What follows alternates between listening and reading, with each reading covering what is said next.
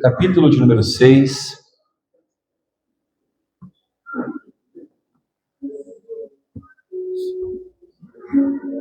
Livro de Gênesis,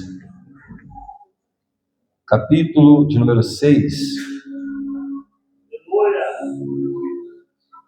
Glória a Deus.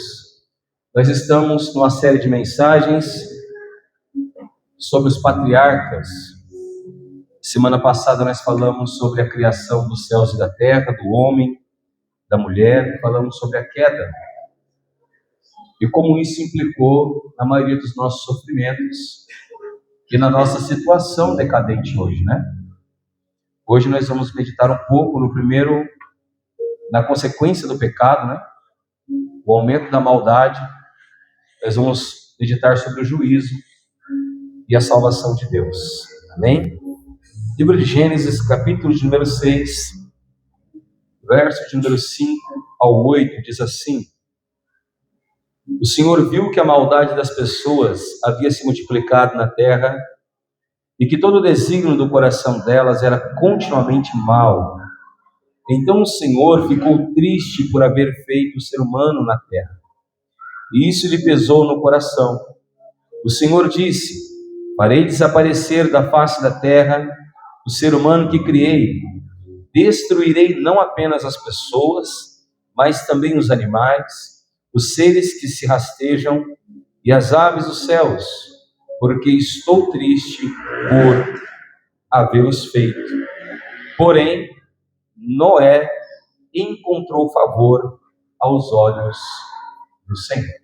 Pode se assentar, aplaudir o nome de Jesus. Nós já oramos, né? E eu creio na oração que foi feita.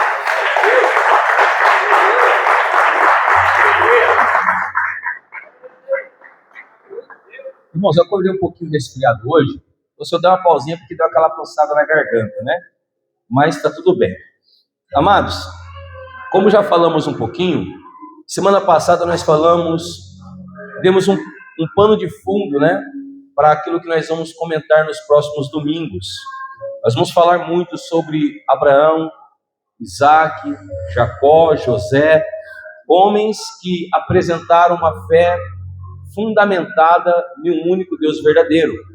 Porém, nós vimos como é importante entendermos como que o ser humano chegou ao ponto de Deus precisar falar com Abraão.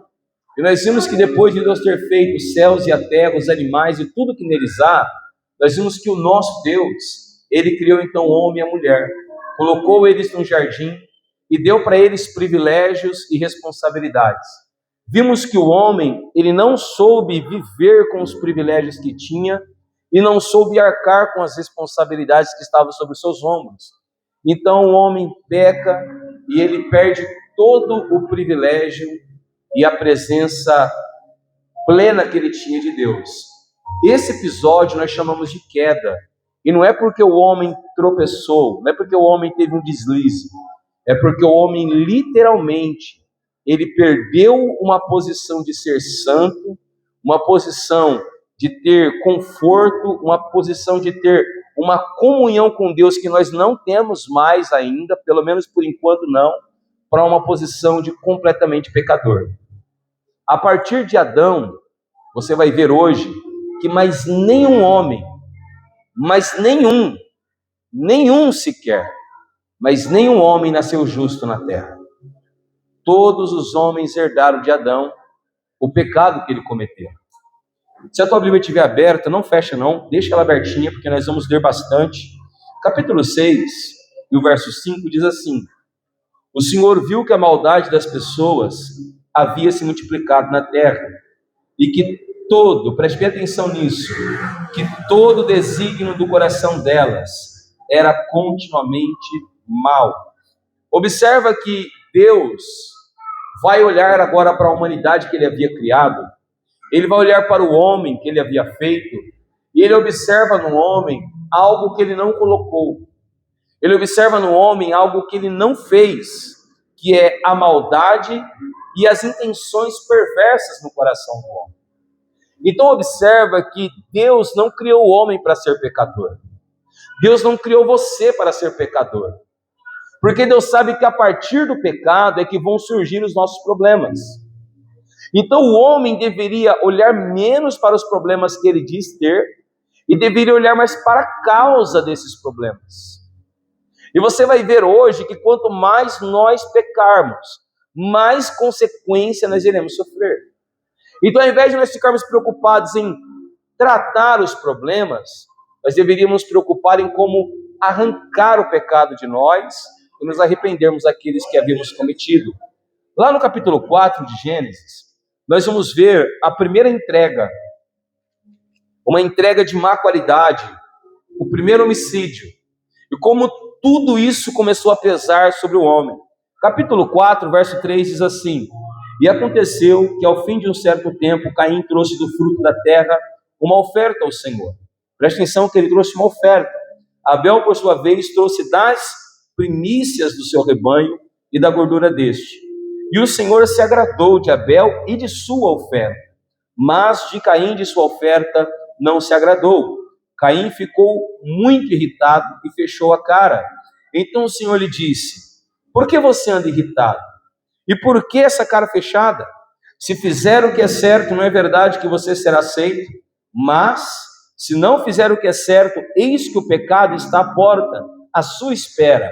O desejo dele será contra você, mas é necessário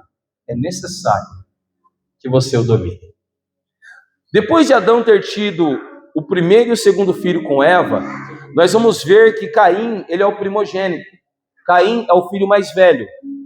E provavelmente Adão ensinou eles a devolver a Deus aquilo que era de Deus. Então observa que aquilo que nós fazemos aqui, o princípio da oferta, o princípio do dízimo, não é algo da religião, como muitos dizem. Não é algo criado pela igreja, não. É algo que Deus colocou no coração do homem.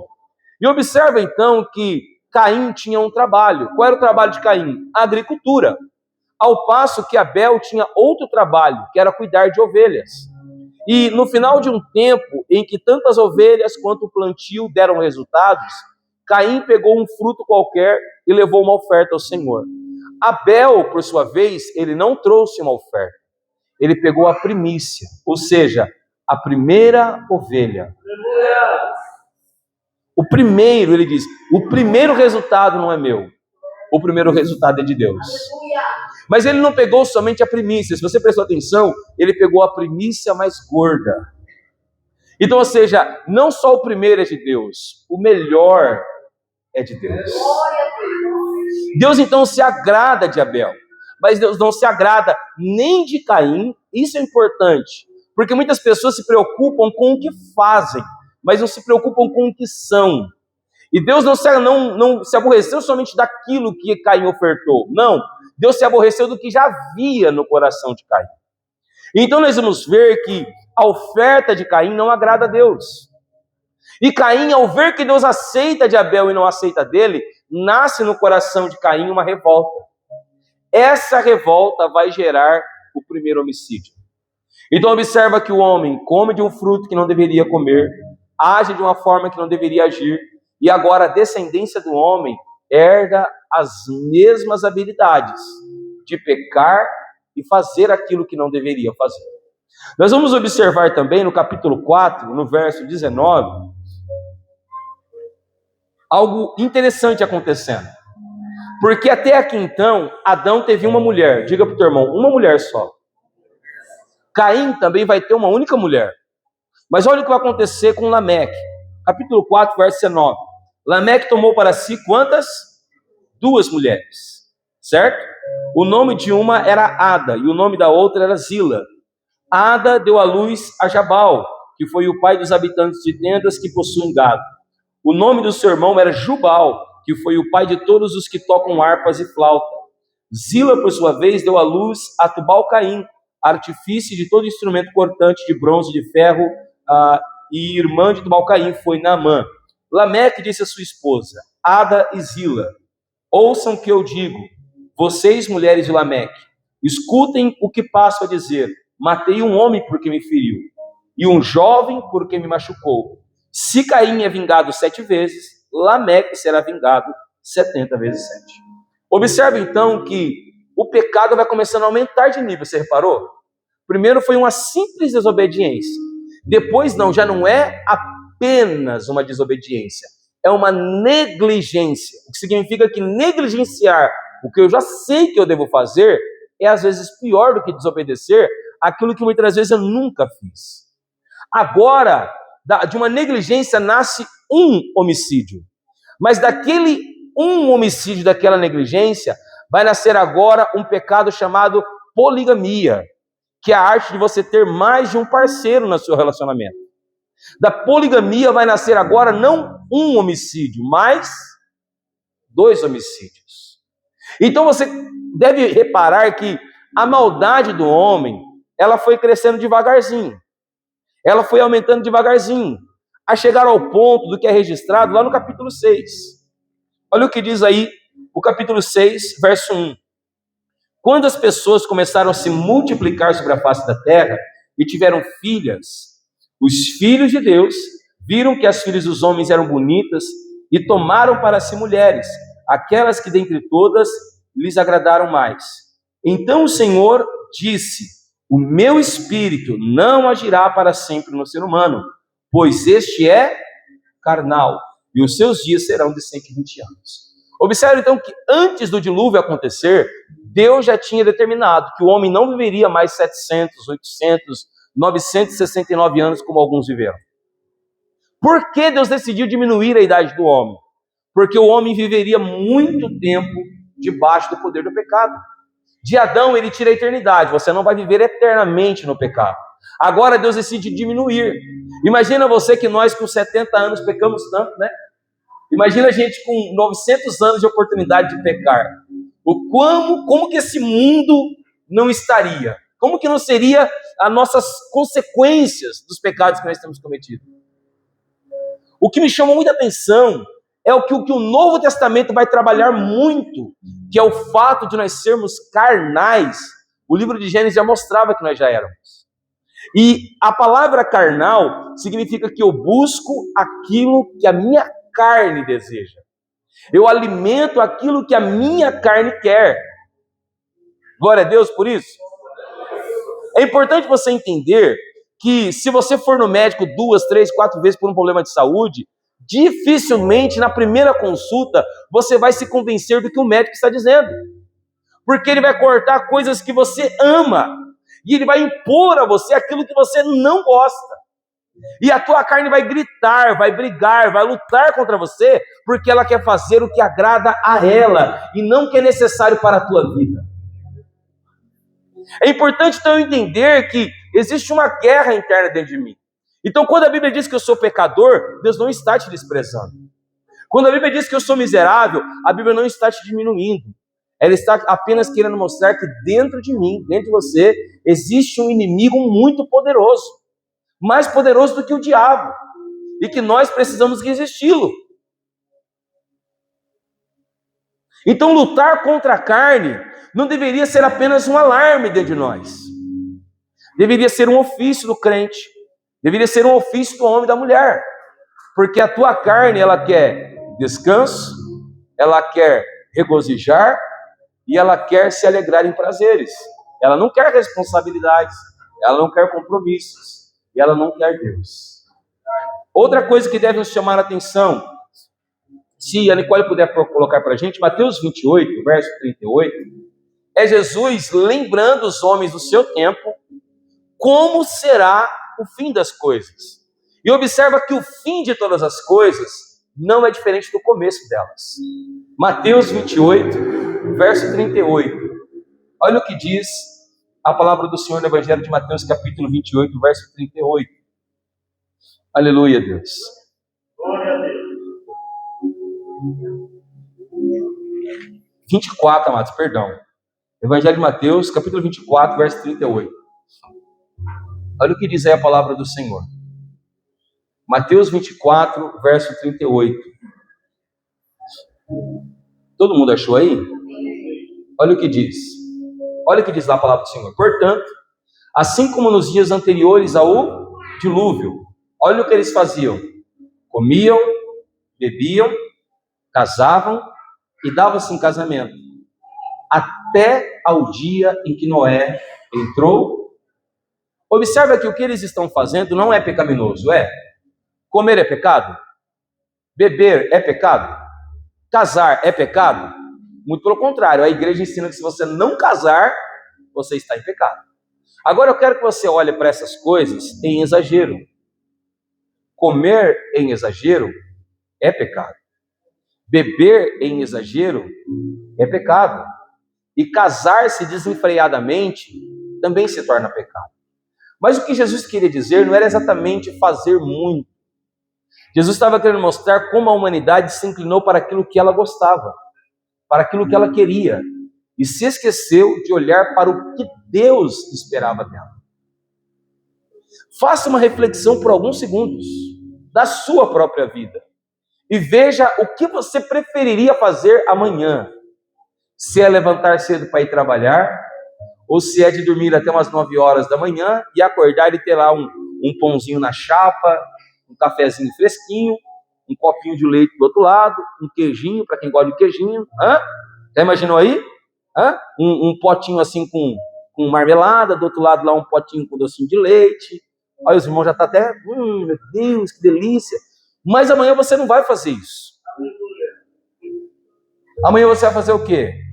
Acordar cedo, lavar o rosto, escovar os dentes, trocar, agradecer a Deus pelo dia, se arrumar e trabalhar. Mas a sua carne queria aquela opção. Então Deus está mostrando para nós que o que a humanidade fez lá no começo é o que o homem vai começar a fazer daqui para o tempo do fim.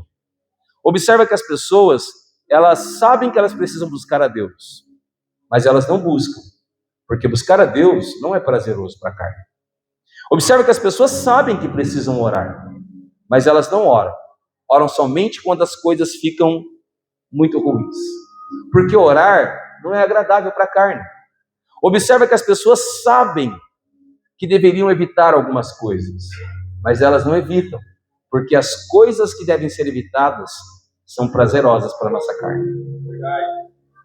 Então, lá no capítulo 6, no verso 12, nós vamos ver algo interessante, porque a carnalidade do homem vai chegar em um nível que Gênesis 6,12 vai dizer assim: e Deus olhou para a terra, e eis que estava corrompida, porque todos, aqui não é algum, não é uma porção, todos os seres vivos haviam se corrompido, o seu caminho na terra.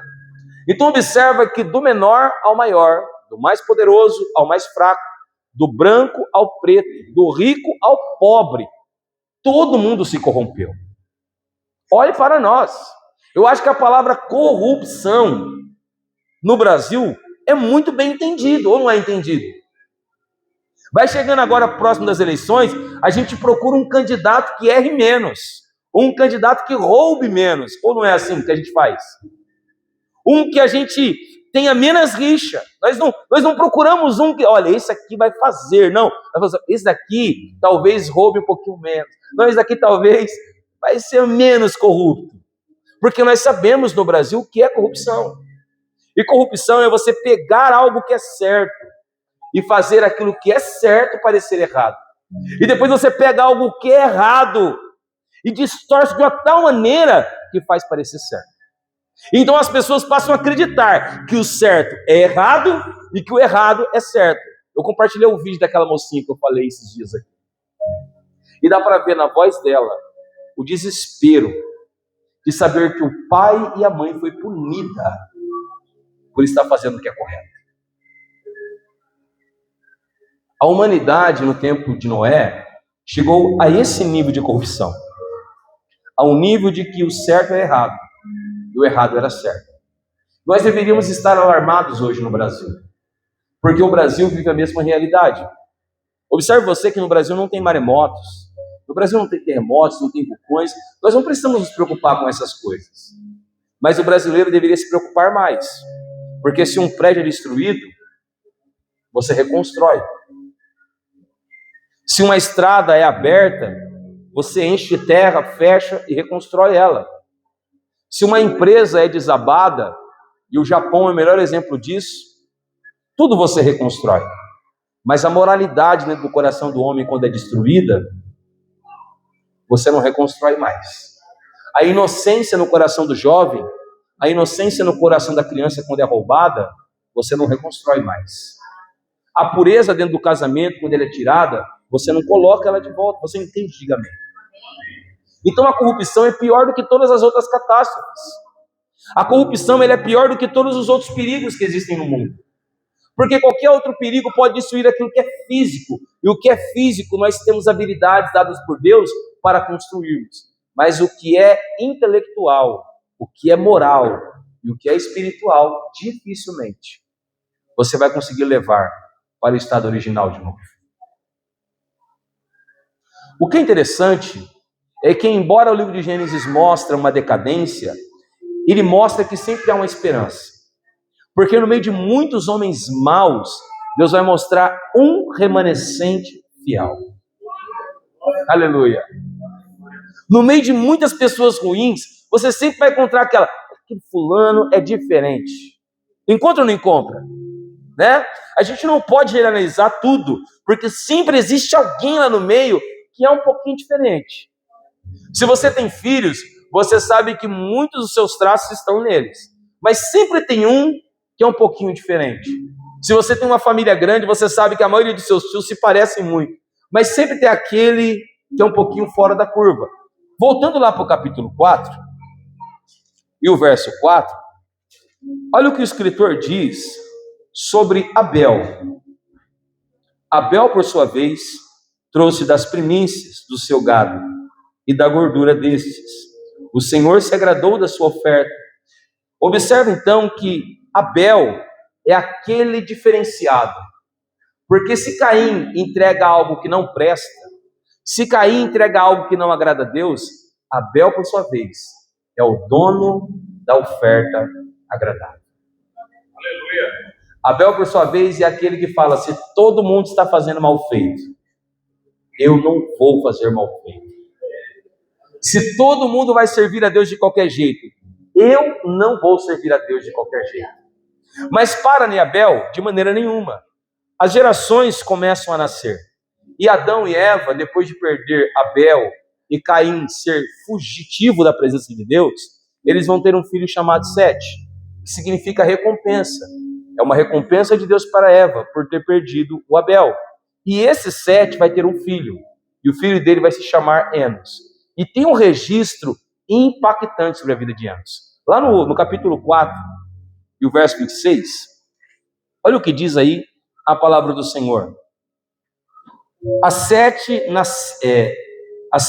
nasceu-lhe também um filho, o qual pôs o nome de Enos, que significa homem, né, em algumas traduções.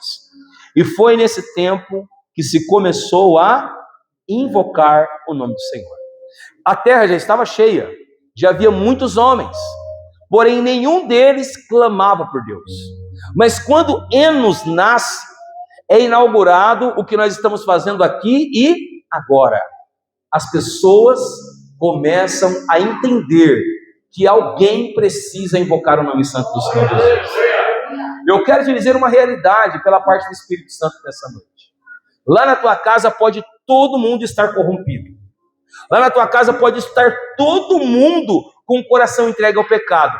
Você não pode. Lá no trabalho onde você trabalha, todo mundo pode ter a boca cheia de maldições, todo mundo pode ter o coração cheio de maldades, as pessoas podem estar completamente dominadas pela perversidade. Você não pode ser elas. Você tem que ser o Enos lá dentro. Você tem que ser a pessoa que invoca o nome do Senhor. Esses dias nós marcamos aí com os homens o futebolzinho. E nós descobrimos que tem alguns aí que jogam bem, hein? Tem uns craques aí entre os homens. O que é interessante, o que marca a gente, é que se você vai jogar bola com os ímpios, o que você mais vê é palavrão, porque tinha uma turma do lado jogando bola. E a turma do lado de crianças, adultos, todos falando palavrão. Quem estava lá viu, ouviu. Mas aonde estava o povo de Deus, não tinha palavrão. Diga para o teu irmão, esse é você. É alguém que não fala mal, você invoca o nome do Senhor. O remanescente, ele não quer ser igual. O remanescente, ele quer ser diferente, porque ele sabe que ele não serve um Deus igual aos outros deuses. Ele serve a um Deus único, a um Deus diferente. Para nele? Não.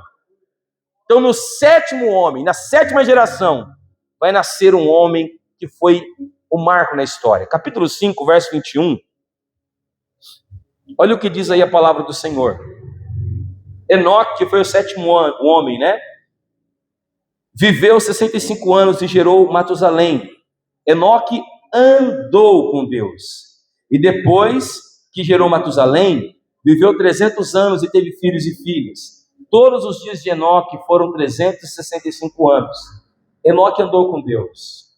E essa é a parte mais linda. Ele não foi mais visto, porque Deus o levou para junto de si. Quando eu lia isso aqui, que eu era menorzinho, eu imaginava que Enoque estava num caminho e que Deus estava do lado de Enoque andando com ele. O que é muito metafórico. Lógico que o escritor, que provavelmente foi Moisés, não estava falando isso. Ele estava querendo dizer que se Enoque ia trabalhar, Deus estava trabalhando com ele. Ele está querendo dizer que se Enoque ia cuidar da sua família, Deus estava lá cuidando da família junto com ele.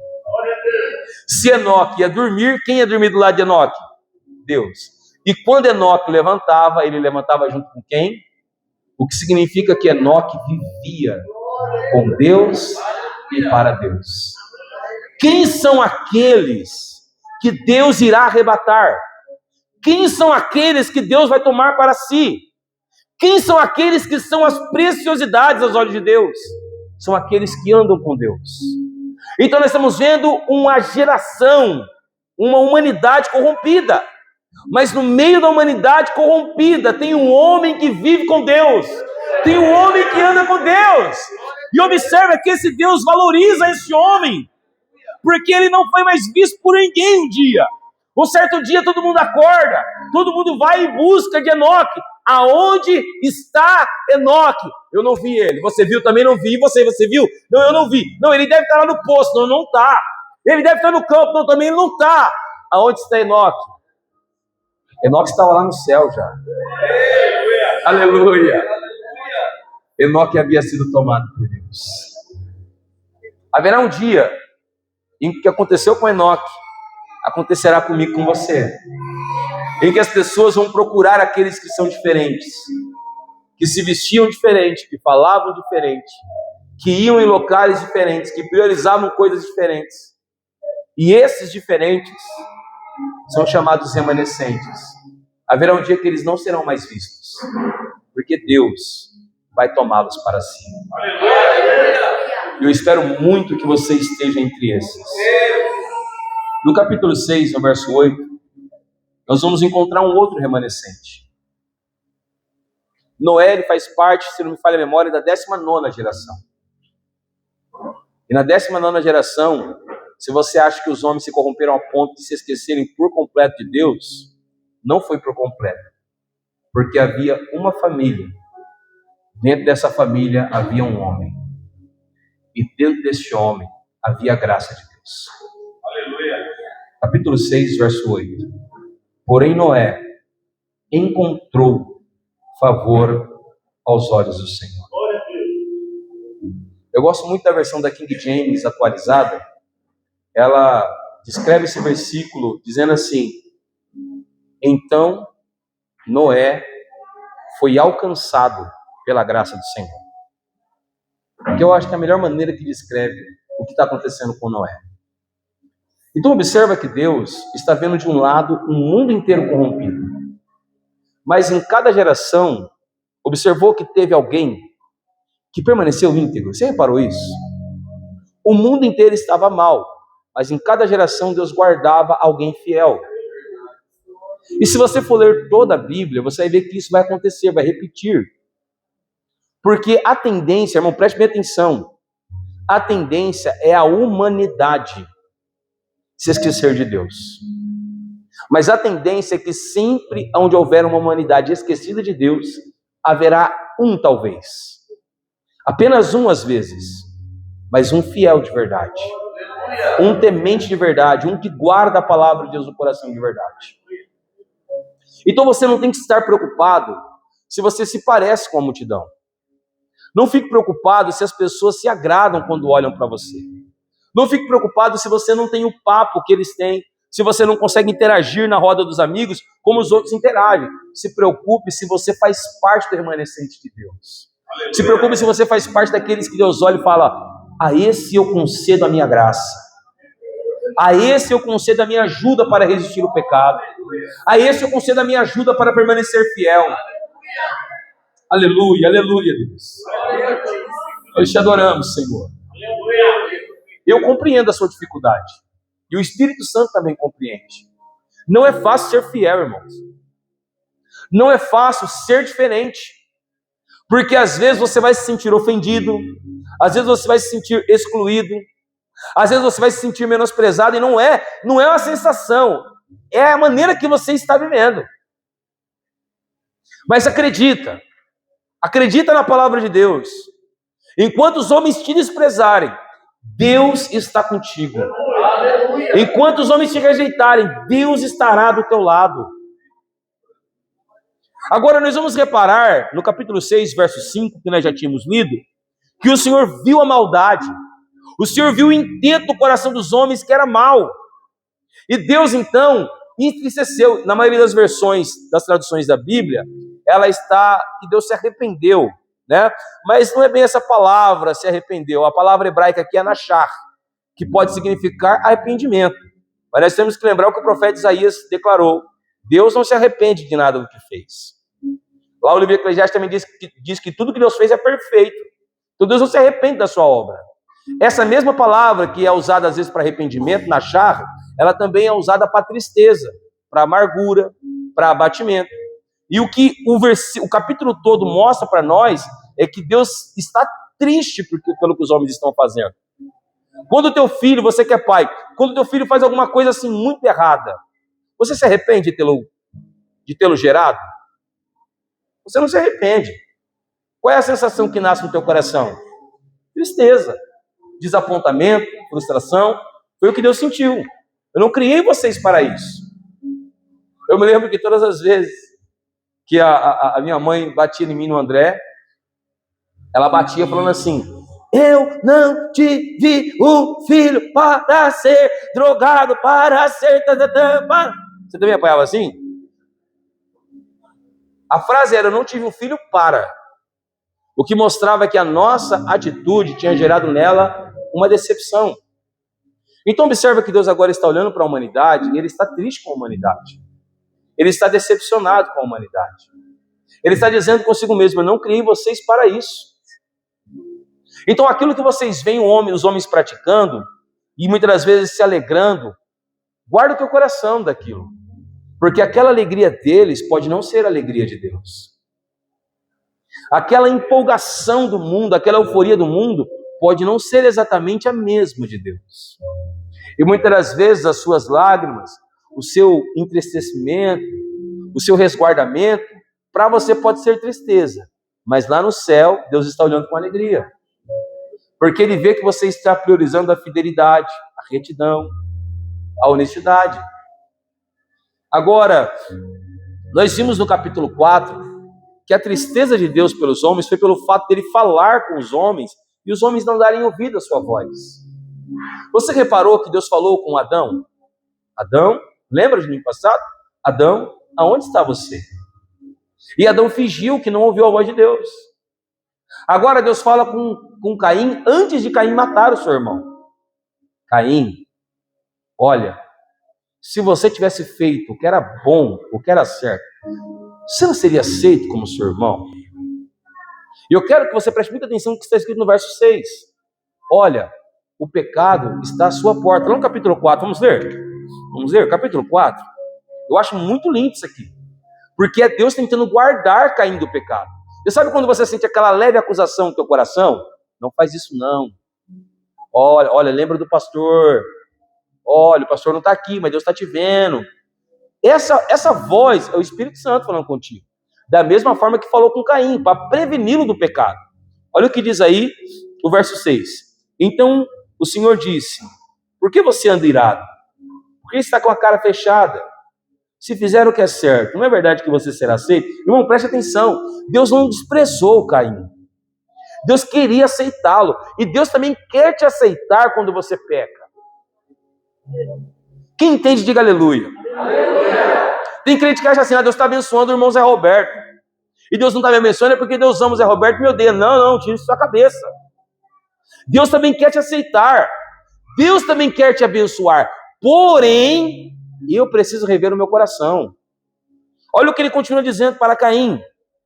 Mas, se não fizer o que é certo, eis que o pecado está na onde? À porta. À espera. Preste bem atenção, igreja. Antes de você pecar, a tua carne está aguardando a oportunidade da prática do pecado. Tudo o que a tua carne está querendo é que você tape os ouvidos e não ouça a voz do Espírito de Deus falar com você. Olha o que ele continua dizendo. O desejo dele será contra você, mas é necessário que você o domine. O pecado deve ser dominado. A grande dificuldade é que o pecado é desejável. Você prestou atenção? Olha o que ele diz. O desejo dele está contra você. Lembra da mulher quando ela pegou o fruto na mão? Vendo que o fruto era desejável para se comer. A grande dificuldade é que o pecado, ele é algo desejável. Aos olhos dos homens, ele é muito prazeroso. Irmãos, qual de nós que não vê aquela multidão de dinheiro e por um instante não dá uma brilhada nos nossos olhos? Por mais íntegro que você seja, por mais moralmente correto que você ande, os seus olhos vão brilhar por um momento. Quando você ouve palavras no seu ouvido que você não deveria ouvir, por um minuto a sua mente pensa, ele está certo. E daqui a pouco o Espírito Santo falou, opa, peraí, não está certo não. Então a tristeza de Deus é porque os homens pararam de ouvir a voz de Deus. Caim ouviu a Deus? Não. Ele não resistiu ao pecado que estava à porta dele e o pecado dominou ele, ao invés de ser dominado. A tristeza de Deus é porque os homens passaram a seguir o conselho de Caim. Nós vamos ver que Lameque vê que Caim tinha matado alguém. Não é Caim que ele pega como referência? Vamos ver lá? Capítulo 4. Capítulo 4, verso 23. Olha para quem Lameque está olhando. E Lameque disse a sua esposa, Ada e Zila, ouçam o que eu digo, vocês mulheres de Lameque, escutem o que eu passo a dizer. Matei um homem porque me feriu e um jovem porque me machucou. Se Caim... Então preste atenção, ele matou porque ele viu que Caim matou e Deus falou, olha, ninguém pode matar Caim, porque se alguém matar Caim, será vingado. Irmãos, você não é bobo, eu não sou bobo, nós não somos bobos. Nós fazemos o que vemos os outros fazerem. Nós fazemos o que ouvimos as pessoas falarem. E nós fazemos o que nós, no coração, achamos que não terá uma consequência muito pesada. Então, observa que Deus entristece porque o exemplo de Caim foi um péssimo exemplo. Mas os homens não seguiram o exemplo nem de Abel e nem o de Enos. Eles passam a seguir o exemplo de quem? De Caim. E aí o homicídio foi aumentando, a morte foi aumentando, a ira foi aumentando. A tristeza de Deus no capítulo 6, no verso 3 que nós lemos, é porque o homem chegou a um nível que ele se tornou carnal. Ele agora não tem mais medo de fazer. Olha para a humanidade hoje. As pessoas não têm mais medo de praticar o pecado. Tem? Não tem. Se nós voltássemos no tempo, há uns 30, 40 anos atrás, não era somente os crentes que resguardavam o seu corpo. Qualquer pessoa que tinha uma vovó se resguardava. Porque a vovó falava o que para a mocinha? Ó, não ande assim não, filhinha. Não ande assim não. Era ou não era? Eu estou mentindo aqui, eu estou falando a verdade. Mas com o passar dos anos, a gente vai perdendo medo do pecado. Antigamente, ninguém saía ofendendo ninguém por aí. Mas a gente perdeu medo. E agora, a gente tem na boca um termo usado para o corpo. E a gente chama a pessoa daquilo como se fosse normal. O que antes era uma ofensa. Ou não? Eu fico horrorizado quando eu vejo jovens chamando um outro com aquela palavra. Eu falo, meu Deus, não é possível um negócio desse. Porque a gente tem perdido o medo do pecado. A gente tem achado que o nosso pecado não vai gerar consequências, porque a gente tem vivido dominado pela nossa carne.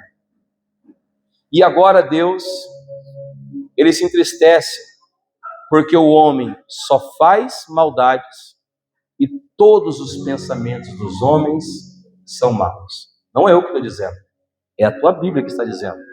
Verso 5: o Senhor viu a maldade das pessoas que havia se multiplicado na terra, e que todo o desígnio, ou seja, todo o pensamento, todas as vontades do coração delas era continuamente mal.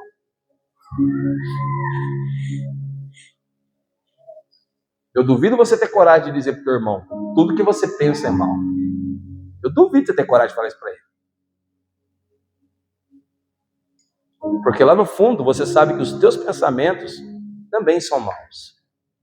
Aí vai ter aqueles crentes que não conhecem o domínio do Espírito, que vai falar, lógico que não, o meu não é não, não é sim. Quando você pensa algo bom, não é você que está pensando. Quem está pensando por você? O Espírito Santo de Deus.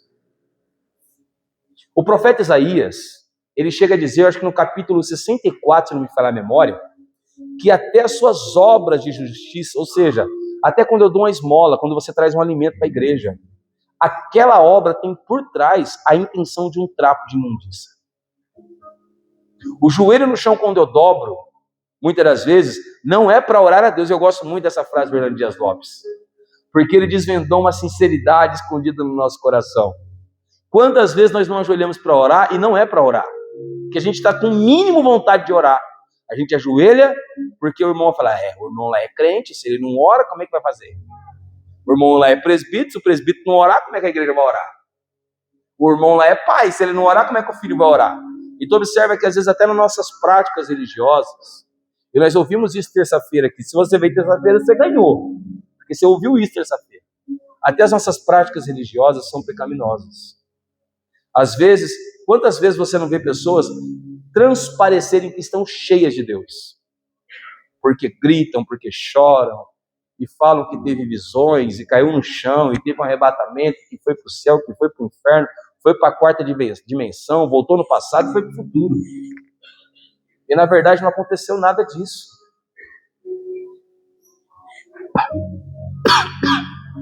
Tudo para mostrar para as pessoas uma falsa espiritualidade. Isso prova que os nossos pensamentos são maus. A maior maldade que eu vejo, e eu vou compartilhar com os irmãos, é quando a pessoa está com a Bíblia aberta, ela está lenta diante dos olhos dela, e ela fica no mas, porque ela não quer aceitar aquilo. Ela não consegue aceitar o que a verdade está mostrando para ela. E Deus se entristece porque a humanidade se corrompeu e se tornou violenta. Lá no verso 11 e 12 diz assim: a terra estava corrompida à vista de Deus e cheia de violência. E Deus olhou para a terra e eis que a terra estava corrompida, porque todos os seres vivos haviam se corrompido no seu caminho na terra. Eu vejo muitos ateus na internet dizendo que o Deus que você serve é um Deus violento, é um Deus que mata, é um Deus que odeia. E o que a Bíblia me mostra é diferente. É um Deus que não queria morte. É um Deus que não queria assassinato. É um Deus que nunca quis que nenhuma gota de sangue fosse derramada, a não ser a do seu filho. Então observa aonde está a tristeza de Deus. O duro é que assim, se você é um pai honesto, se você é um pai reto, você não vai ver o seu filho fazer errado e deixar ele fazer errado. Vai? Não vai. Você vai no mínimo tentar corrigir.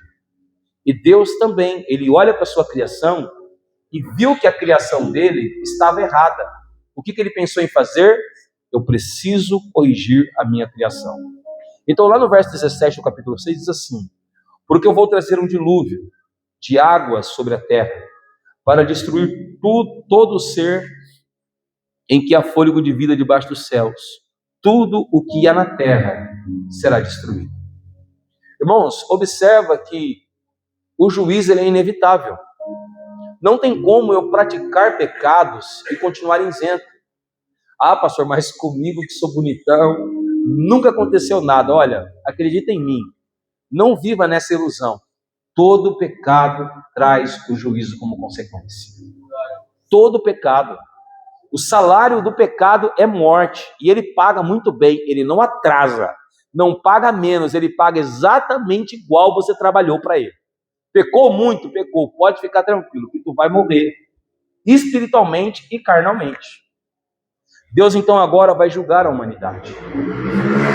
E eu queria que você prestasse atenção que o juízo de Deus ele é tão transparente, ele é tão honesto, ele é tão reto, ele é tão puro, ele é tão límpido, como diz o hino nacional, que Deus olha para o homem e vê que o homem não tem chance de defesa.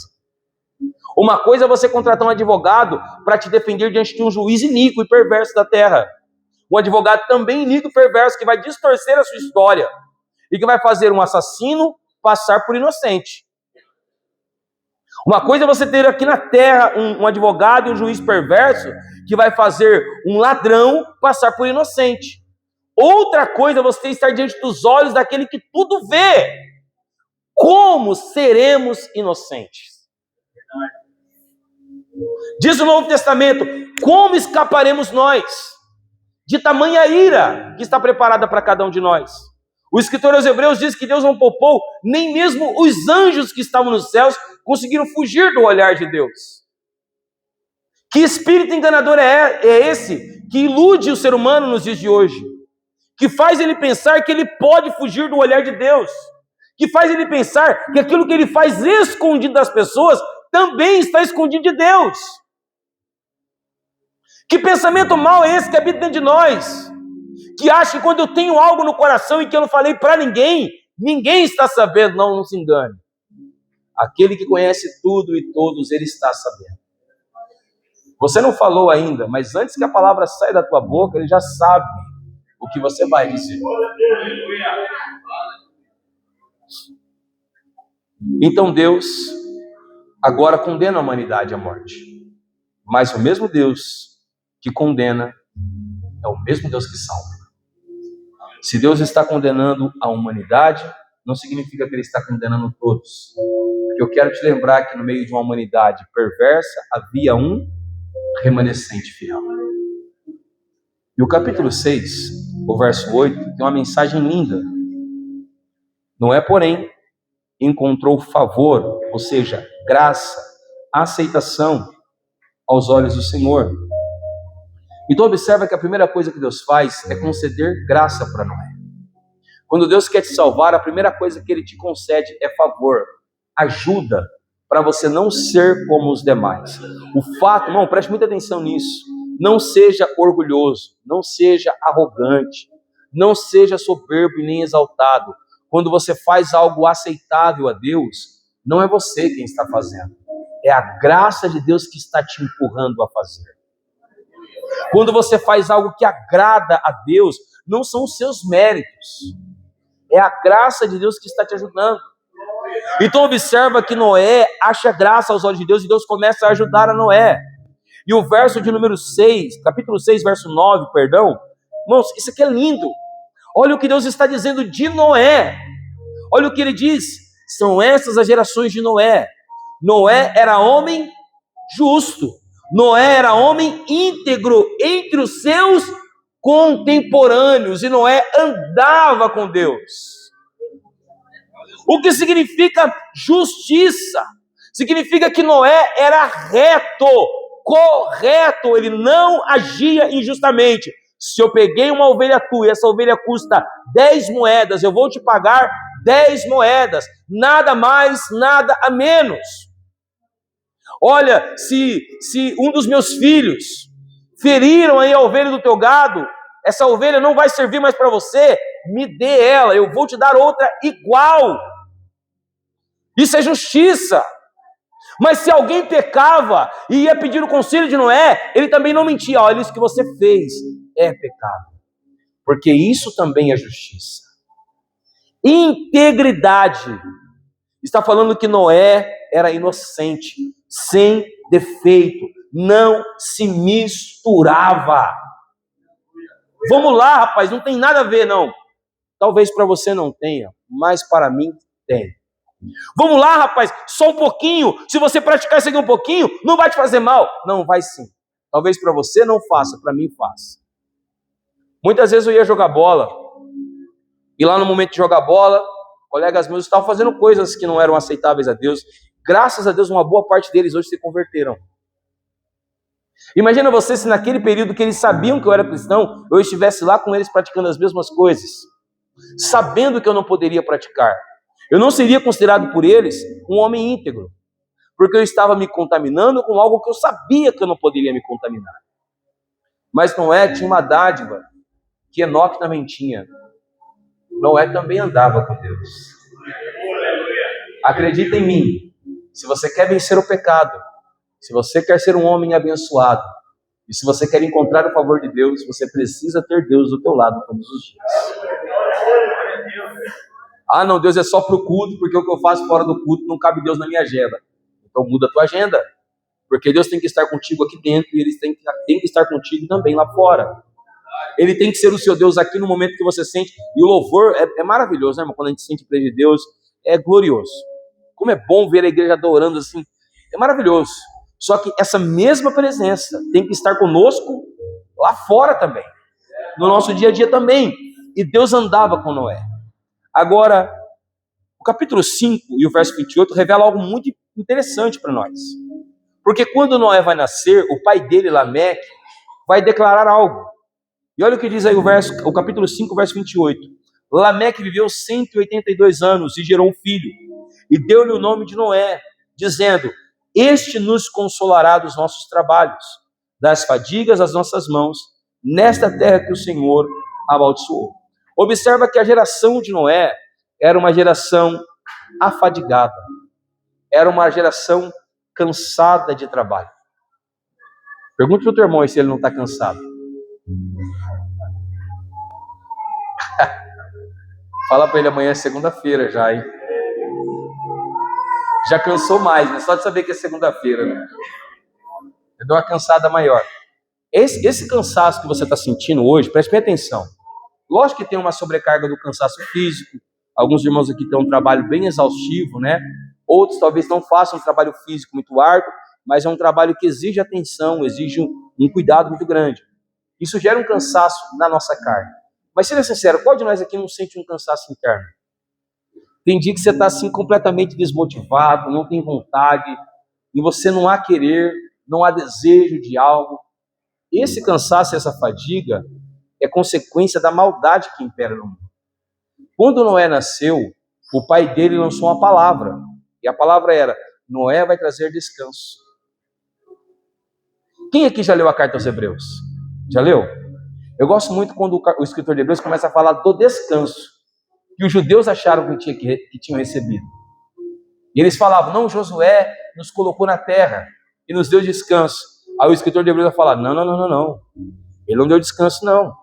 Não, Davi deu descanso. Não, Davi também não deu descanso. Aí ele vai falar: o nosso descanso está em quem? Em Cristo.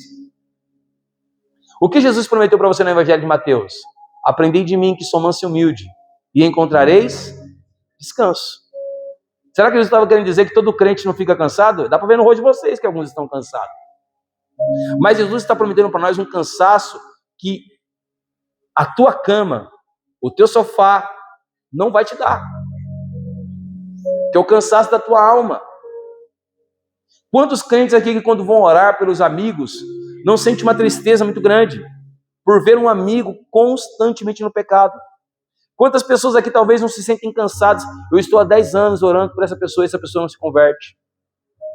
Ou quantas pessoas que não estão cansadas? Eu estou há 10 anos escutando afrontas, insultos. Eu não aguento mais. É um cansaço na alma.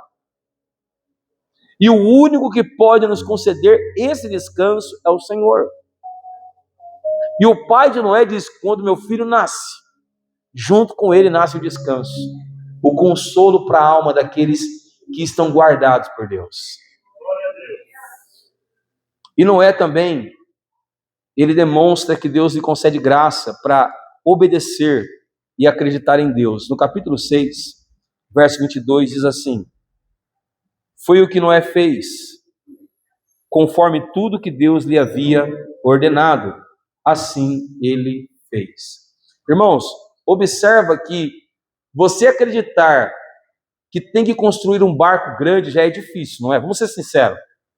Imagina você ouvir uma voz que você não vê, que você não toca, e essa voz fala assim, ó, vai lá e faz um barco grande, enorme. E nesse barco você vai fazer tantos compartimentos, de tal altura, e depois desse barco você vai colocar animais. Irmão, já é difícil fazer o barco, obedecer. O mais difícil é você acreditar o que vem seguinte. Porque fazer um barco não era o maior problema. O maior problema era acreditar que iria chover. Nunca tinha chovido na terra. A terra nunca tinha visto água cair do céu. Se você lembra do capítulo 2 de Gênesis, subiu um orvalho da terra. E regava a grama, regava as árvores, e ali sustentava tudo. Agora Noé recebe uma ordem e uma profecia de algo que ele nunca viu. Olha, vai chover. Irmãos, vamos ser sinceros, quantos crentes que buscam a Deus só por bênçãos materiais, porque não acreditam mais nos céus, não acreditam mais na salvação, não acreditam mais numa nova vida. Ou seja, para estar na presença de Deus, é preciso ter fé para obedecer a palavra de Deus. Porque senão, irmão, você não vai buscar a salvação, você não vai buscar essa herança celestial, se você não acredita que Deus tem os céus preparados para você. Então Deus encontra em Noé fé e obediência. Deus vai começar a revelar o seu amor a Noé, a sua fidelidade, o seu cuidado, a sua misericórdia, através da salvação. E lá no capítulo 7, verso 1, diz assim: E o Senhor disse a Noé, entre na arca, você e toda a sua família, porque reconheço que você tem sido justo diante de mim no meio dessa geração. Observe então que Deus agora olha para toda uma geração, mas ninguém naquele mundo era como Noé e a sua família. Observa que você que é pai, você que é mãe, você que tem essa bênção da maternidade ou da paternidade, você tem uma responsabilidade, que é o de quê? É o de direcionar a sua família, a sua casa para a salvação. É o de direcionar a sua casa para a lei de Deus. Logo em seguida, nós vamos ver que Deus faz uma aliança com Noé, dizendo, olha, eu faço uma aliança contigo, com a tua casa, e com os teus filhos, e com as mulheres dos teus filhos.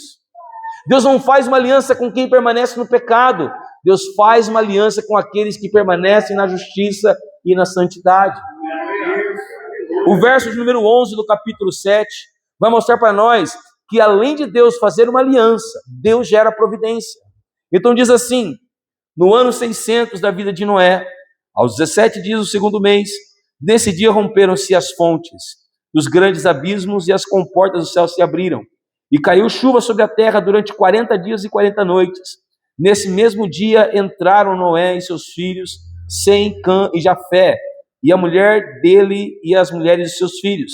Entraram eles e todos os animais segundo as suas espécies, todo o gado segundo a sua espécie, todo animal que rastejam sobre a terra e segundo a sua espécie, toda ave segundo a sua espécie, todos os pássaros e todo o que tem asa. De todos os seres que havia fôlego de vida, entraram na arca de 2 em 2 para junto de Noé. Eram macho e fêmea os que entraram e todos os seres vivos, como Deus havia ordenado a Noé. Preste bem atenção agora. E o Senhor fechou a porta da arca. Quem fecha a porta não é Noé. Quem fecha a porta é Deus. O fechamento da porta é juízo para os incrédulos, mas o fechamento da porta é salvação para os crentes. Lembra da parábola das virgens? Lembra?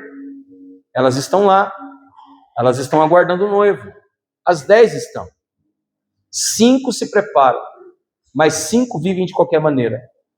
Quando o noivo chega, somente 5 estão preparadas.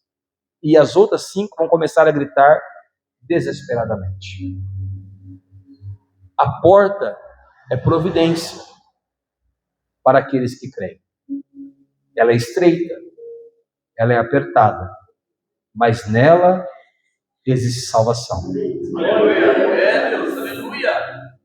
Acontece que passam-se 370 dias, um ano, e Noé, junto com os animais da sua família, dentro da arca. Já tinha parado a chuva, mas o que restava era um monte de água. um monte de bicho e aquele tédio dentro do barco, imagina. Irmão, se a gente não dá conta de cuidar do cachorro, imagina Noé, que estava com o zoológico inteiro dentro de um barco fechado. Imagina o sofrimento daquele homem, irmãos. Mas imagina a fé dele. Aleluia.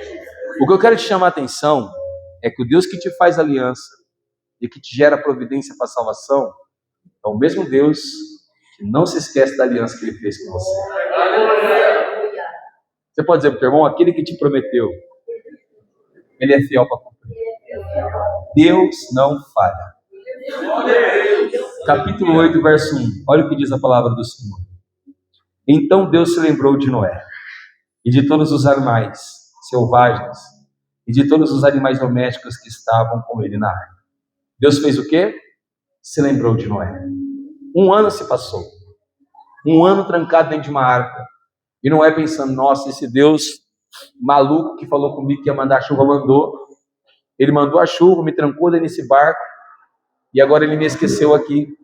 Quantos crentes que não estão vivendo assim? Esse Deus me tirou lá do mundo de pecado, mandou abandonar isso, abandonar aquilo, falou que ia salvar a minha casa, e olha eu aqui onde estou. Eu quero te dizer que o Deus que te chama, que te faz aliança, que te faz promessas, é um Deus que não se esquece de você. Pode a mãe se esquecer do filho que amamenta, mas o Senhor, todavia, não vai se esquecer de você jamais. Jamais, jamais, jamais. Observe então que o Deus que nunca se esquece, também é um Deus que se agrada de ofertas puras. Deus se agradou da oferta de Abel, daquilo que ele entregou. Deus cheirou a oferta de Abel. Era um aroma agradável, um aroma suave. E eu me alegro muito quando eu vejo os irmãos adorando em espírito e em verdade, porque eu não creio em um Deus que aceita uma oferta relaxada, num Deus que aceita uma adoração relaxada, uma oração relaxada, um Deus que aceita uma vida relaxada. Eu busco quando dá, eu oro quando dá, eu faço quando dá. Esse não é o aroma que Deus quer sentir de mim e de você. Olha o que Noé faz assim que ele desce da arca. Capítulo 8, verso de número 20. Diz assim a palavra do Senhor. Noé levantou um altar ao Senhor e tomou dos animais puros e das aves puras e ofereceu um holocausto, um olar sobre o altar. E o Senhor Deus aspirou o aroma agradável e disse consigo mesmo: nunca mais vou amaldiçoar a terra por causa das pessoas, porque é mau o desígnio íntimo do ser humano desde a sua mocidade. Irmãos, eu queria que você prestasse atenção na sequência das coisas. Noé recebe salvação, Deus se lembra dele, ele sai da arca. Qual é a atitude de um salvo? Adorar a Deus. A primeira intenção de Noé é agradar o Deus que salvou ele e a sua casa. Vamos ser sinceros, essa tem sido a sua primeira decisão? Essa precisa ser a nossa primeira intenção. Adorar, agradar o Deus que tem salvado a minha casa, que tem salvado a tua casa. O Deus que tem cuidado de nós.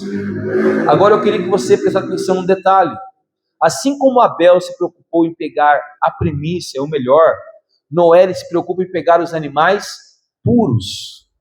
Ele não pega animais que não eram apropriados para a oferta. E o que é interessante é que Noé, ele não apenas mata o animal, ele entrega um holocausto. O holocausto é uma oferta queimada, é uma oferta que tem que subir ao altar de Deus, ao trono de Deus. Então Noé entrega algo que chega a Deus. A nossa vida precisa ser uma vida de adoração, para que quando nós chegarmos aqui no culto e levantarmos as mãos, então a nossa oferta chegará aos céus. Não adianta, irmão, viver uma vida de qualquer jeito na semana inteira e achar que ao chegar aqui no culto no domingo eu vou fazer uma oração, eu vou cantar uma canção e você fica sentado 1 hora ouvindo o Tiago falar um monte de coisa que Deus vai aceitar. Não é assim que funciona. A minha oferta tem que ser providente de purezas. A minha oferta tem que ser providente de santidade, para que quando eu chegar diante do meu Deus e apresentar a Ele, Ele cheirar aquilo que eu estou entregando e não enxergar apenas como uma fumaça, como um barulho, mas enxergar aquilo que eu faço como um aroma agradável. É lindo, porque ele diz assim: o Senhor aspirou o aroma agradável, o perfume. A oferta de Noé cheirava perfume para Deus. Lembra daquela mulher que pegou o vaso na sala e quebrou aos pés de Jesus? Que o perfume do vaso encheu a sala. Para muitos, preste bem atenção, para muitos na sala aquele cheiro era cheiro de desperdício. Mas para aquela mulher era um cheiro de entrega. Para Jesus era um cheiro agradável, um aroma que ele recebeu. Como tem cheirado aos céus aquilo que eu tenho entregado para ele? Como tem chegado aos céus o aroma da minha vida, da minha oferta, da minha entrega? Deus quer cheirar aromas agradáveis. O que é interessante é que o Deus que salva, o Deus que recebe as ofertas puras, Ele é um Deus que faz novas promessas. E lá no capítulo de número 9, verso 1, ele diz assim: Deus abençoou quem? Só Noé e os filhos, dizendo: sejam fecundos, multipliquem-se e encham a terra. Escute muito bem o que eu vou dizer para você aqui nessa noite. Seja fiel, se comporte como um remanescente, porque Deus quer abençoar você e a sua casa. Seja perseverante, seja justo, seja íntegro como Noé. Deus quer abençoar a você e a sua família. Mas a promessa de Deus para ir, não. Verso 8, Deus também disse a Noé e seus filhos: eis que estabeleço a minha aliança com vocês e com a descendência de vocês. Observa que Deus então está prolongando a promessa que ele fez para Noé. Qual foi a promessa que Deus fez para Abraão, e nós veremos nos próximos dias? Eis que a sua descendência será bendita sobre a terra. Observa que nós temos um Deus muito mais do que benigno, irmãos. A palavra benigno, a palavra misericordioso não cabe no vocabulário quando nós queremos elogiar o nosso Deus. Porque Ele é um Deus que Ele não olha somente para mim, não olha somente para você. Ele olha para pessoas que ainda não nasceram a partir da tua vida. Ele é um Deus que cuida de gerações. Ele é um Deus que cuida de casas e de famílias. Verso 12, Deus disse: esse é o sinal da minha aliança, que faço entre mim e você, e entre os seres vivos que estão com vocês, para todas as futuras gerações. Porei meu arco nas nuvens, e ele será por sinal da aliança entre mim e a terra. Eu gosto muito dessa passagem, preguei ela muito para os meus filhos, antes deles dormirem. E uma certa vez o Davi, bem pequenininho, começou a chover, e chovia. E ele falou assim: pai, vai ter outro dilúvio. E criança pequenininha, né, ele ficou um pouquinho apavorado. E logo em seguida saiu o arco-íris. Eu falei para ele: olha lá no céu. O que você está vendo? É o arco-íris, pai. Eu falei: exatamente. Aquilo lembra a Deus todas as vezes que chove, que Ele não pode destruir a terra com água de novo. Sabe o que eu acho interessante de se pregar para uma criança? É que quando você prega isso para a criança, ela acredita que é verdade. Mas para vocês, você viu? Parece algo normal. O que não é normal. O que é a evidência clara de uma promessa que Deus fez para Noé. Todas as vezes que chove, aparece o arco-íris nos céus. E foi o que Deus disse: eu olharei para ele e me lembrarei de não destruir a terra novamente com um novo dilúvio. Se você está aqui hoje, é pela graça que Deus concedeu a Noé, um homem que creu em Deus, numa geração corrupta e violenta. Se nós estamos aqui, é porque a promessa que Deus fez para Noé é uma promessa verdadeira e que não falhou. Porque literalmente todas as vezes que chove, a aliança de Deus aparece lá.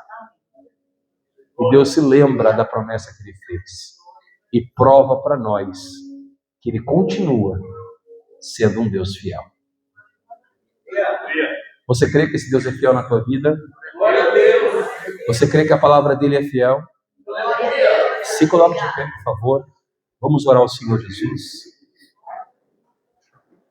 Glória a Deus.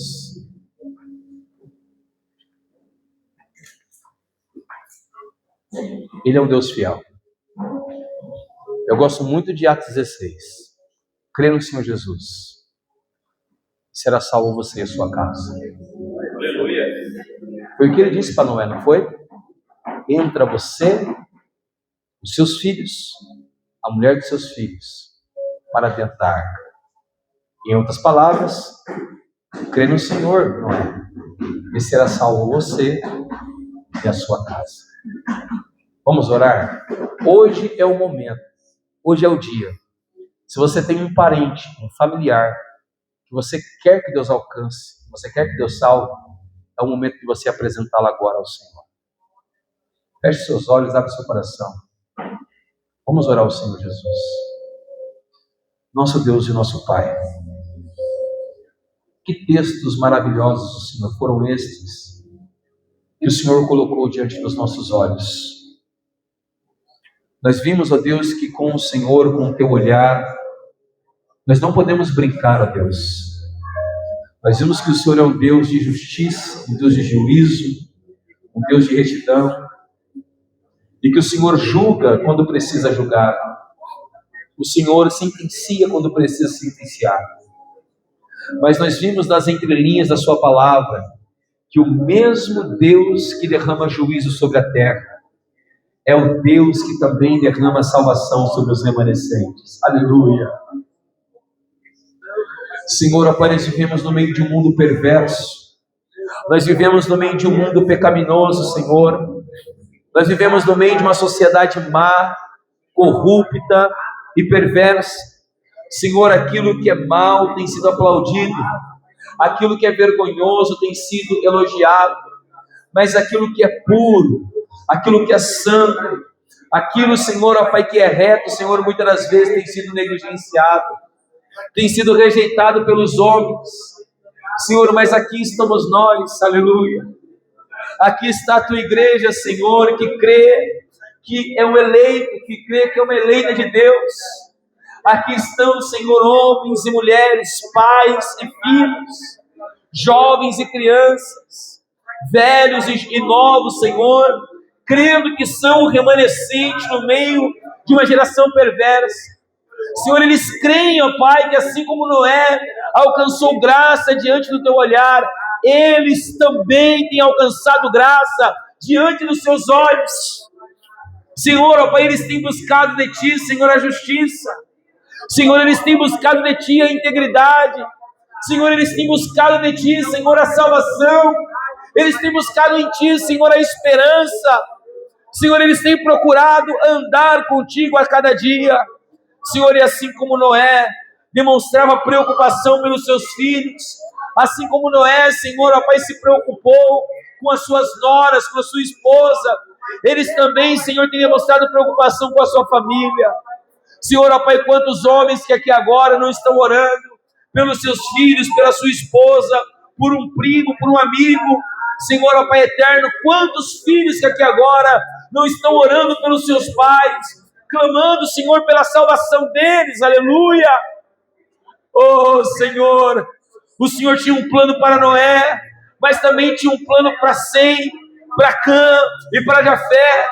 Senhor, eu creio que o Senhor tem um plano para mim, mas também tem um plano para a minha casa.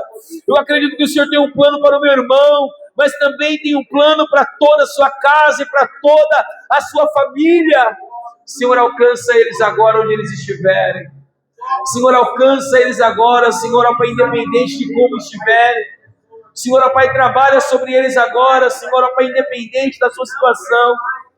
Gerando salvação, Senhor, libertando eles deste mundo mal. Senhor, ó Pai, para que, enfim, nós possamos testemunhar, testificar da sua graça, do seu amor e da tua benevolência. Abençoa cada família, abençoa cada lar nessa noite, derramando sobre eles da sua bênção, da sua graça e do seu favor. Em o nome santo do Senhor Jesus, é que nós te pedimos e te agradecemos. Amém, Senhor Jesus. Continue crendo no Senhor, continue perseverando no Senhor.